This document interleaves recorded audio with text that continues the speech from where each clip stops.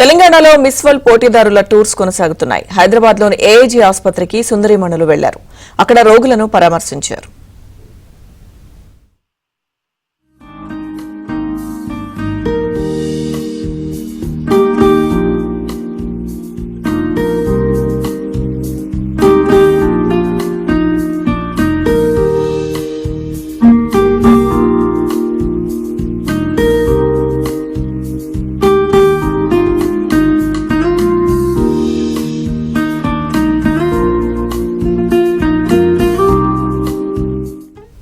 తెలంగాణలో miss world పోటీదారుల tours కొనసాగుతున్నాయి. హైదరాబాద్లోని ఏఐజీ ఆసుపత్రికి సుందరీమణులు వెళ్లారు. అక్కడ రోగులను పరామర్శించారు. పూర్తి సమాచారం ఏఐజీ హాస్పిటల్ నుంచి మా ప్రతినిధి ప్రవీణ్ లైవ్ లో అందిస్తారు. ప్రవీణ్.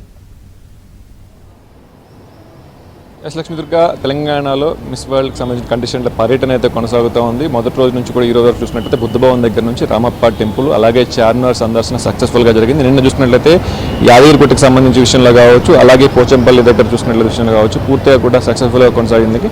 ఈ రోజు కూడా వాళ్ళకి 3 ప్రోగ్రాంలు ఉంది. మహబూబ్ నగర్ పిల్లల మారికి సంబంధించి కావచ్చు, హైదరాబాద్ శివార్లో ఉన్న ఎక్స్పీరియన్స్ పార్కు, అలాగే ఉదయం పూట మెడికల్ టూరిజంలో భాగంగా ఏఐజీ హాస్పిటల్ని కూడా సందర్శించారు. సో ఉదయం 10 గంటలకి ఈ రోజు ఏఐజీ హాస్పిటల్కి విశ్వసుందరీమణులు అందరూ కూడా చేరుకున్నట్టు పరిస్థితి కనిపిస్తుంది. సో ఏఐజీ హాస్పిటల్ కూడా వాళ్ళకి గ్రాండ్ వెల్కమ్ చెప్పింది. కాకతీయ కళాతోరణాలతో పాటుగా రెడ్ కార్పెట్ వేసేసి పూర్తిగా వాళ్ళకి వెల్కమ్ చెప్పింది. ముఖ్యంగా తెలంగాణ దేశంలోనే కాకుండా ప్రపంచంలోనే మెడికల్ టూరిజం హబ్గా తయారవుతున్న నేపథ్యంలో తెలంగాణ అందుతున్న వైద్య విధానాలకు సంబంధించి కావచ్చు, మెడికల్కి సంబంధించిన ఫార్మా రంగంలో తీసుకుంటున్నటువంటి ప్రోత్సాహకాలు కావచ్చు, వీటన్నిటి కూడా తెలంగాణ ప్రభుత్వం ఈ మిస్ వరల్డ్ పోటీల సందర్భంగా మిస్ వరల్డ్ కంటెస్టెంట్ల ద్వారా తెలంగాణ జరుగుతున్న ఫార్మా రంగానికి ప్రభుత్వం ప్రపంచానికి తెలియజేసే విధంగా కూడా చర్యలు తీసుకుంది.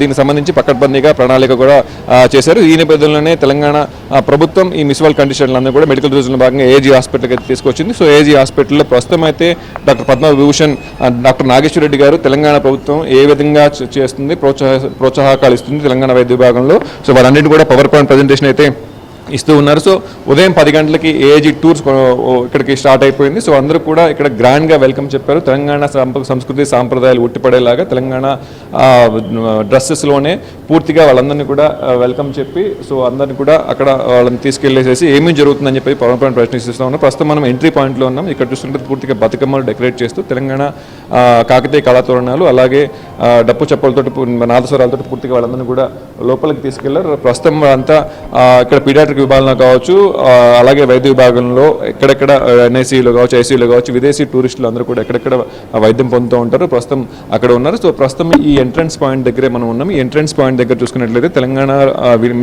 వాళ్ళ కండిషన్స్ అందరూ ఎవరైతే వచ్చారో వాళ్ళకి సంబంధించినటువంటి ఇక్కడ సెల్ఫీ పాయింట్స్ అన్ని కూడా పెట్టారు. సో వాళ్ళు ఏంటంటే ఇక్కడికి వచ్చేసేసి వాళ్ళకి సంబంధించినటువంటి పోస్టర్ దగ్గర ఆ సంతకాలు కూడా సెల్ఫీ పాయింట్ దగ్గర సంతకం కూడా తీసుకున్నారు. సో సిగ్నేచర్స్ తీసుకుని వాళ్ళందరినీ కూడా లోపలికి పంపించినటువంటి పరిస్థితి కనిపిస్తుంది. సో అలాగే పద్మ విభూషణ్ డాక్టర్ నాగేశ్వర రెడ్డి గారు తెలంగాణలో అందుతున్నటువంటి వైద్య విధానాలన్నీ కూడా వాళ్ళందరికీ వివరిస్తూ ఉన్నారు. ప్రస్తుతం మనం చూసుకోవచ్చు రెడ్ కార్పెట్ మామూలుగా అవార్డ్స్ ఫంక్షన్స్ ఎలా అయితే ఉంటాయో సో పూర్తిగా కూడా అలానే ఇక్కడ డిజైన్ చేశారు.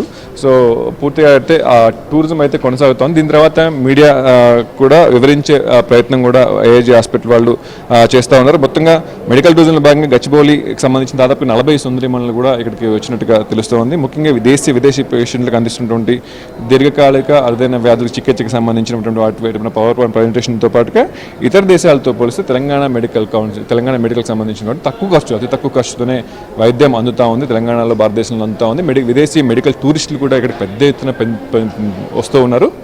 దాదాపుగా 2014తో పోలిస్తే దాదాపుగా 200-300% పైగా కూడా మెడికల్ టూరిజం అభివృద్ధి చెందింది. సో కరోనా తర్వాత తెలంగాణలో ఫార్మా రంగంలో అత్యధికంగా ప్రోత్సాహం ఇస్తూ ఉంది. దేశమంతా కూడా కరోనా వ్యాక్సిన్ కూడా ఇక్కడి నుంచి తయారైంది కాబట్టి సో ఇక్కడికి అత్యధిక ప్రాముఖ్యత ఇస్తూ పెట్టుబడులు ఆకర్షించే విధంగా కూడా తెలంగాణ ప్రభుత్వం కృషి చేస్తూ ఉంది. ఈ నేపథ్యంలోనే ఈ ప్రపంచ పోటీ ద్వారా ప్రపంచవ్యాప్తంగా కూడా అందరి దృష్టిని కూడా ఫార్మా రంగం ఇక్కడ అభివృద్ధి చెందిన విధానం కావచ్చు, ఫార్మా రంగంలో పెట్టుబడులకు సంబంధించిన విషయం కావచ్చు పూర్తిగా తెలియజేసేందుకు ఇక్కడైతే ఏర్పాట్లు చేశారు. దీనికి సంబంధించి అయితే మొత్తంగా కూడా ఆ పవర్ పాయింట్ ప్రజెంటేషన్ ద్వారా అందిస్తూ ఉన్నారు. ముఖ్యంగా క్యాన్సర్ బాధితులకు అందిస్తున్నటువంటి వైద్య విధానం కావచ్చు, పీడియాట్రిక్స్కి సంబంధించినటువంటి విభాగంలో కావచ్చు, వాళ్ళందరినీ కూడా తిప్పి చూపించినటువంటి పరిస్థితి మనం చూస్తూ ఉన్నాం. ప్రస్తుతం అయితే ఇంకా పర్యటన కొనసాగుతోంది. ఏఐజీ హాస్పిటల్ మొత్తాన్ని కూడా వాళ్ళు చూస్తూ ఉన్నారు. సో ఏఐజీ హాస్పిటల్ అని చూసుకోవచ్చు, ప్రపంచ వ్యాప్తంగా కూడా ఉన్నటువంటి హాస్పిటల్ బెస్ట్ హాస్పిటల్ లాగా మనం చూసుకోవచ్చు. సో మొత్తంగా కూడా